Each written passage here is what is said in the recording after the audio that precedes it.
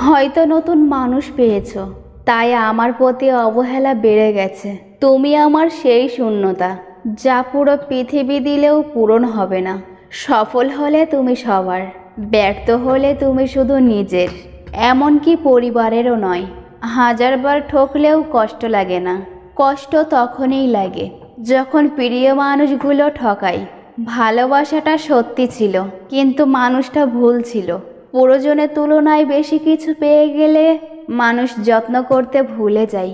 তুমি বলেছিলে মানুষ বদলায়, তাই তুমিও বদলে গেলে, কিন্তু আমি তো বদলাইনি। তবে আমি কি মানুষ না? ছেলেরা হয়তো একটু বেশি ভালোবাসে, তাই রাস্তার ধারে এত পাগল ঘোরে। আমাকে যেতে দিও না।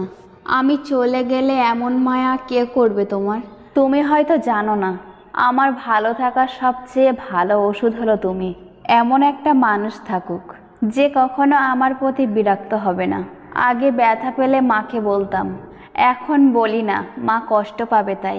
শখের জীবন আমারও ছিল, কিন্তু হেরে গেছি পরিস্থিতির কাছে। হেরে গেলে চলবে না, দুঃখের মাঝে সুখকে খুঁজে নিতে হবে।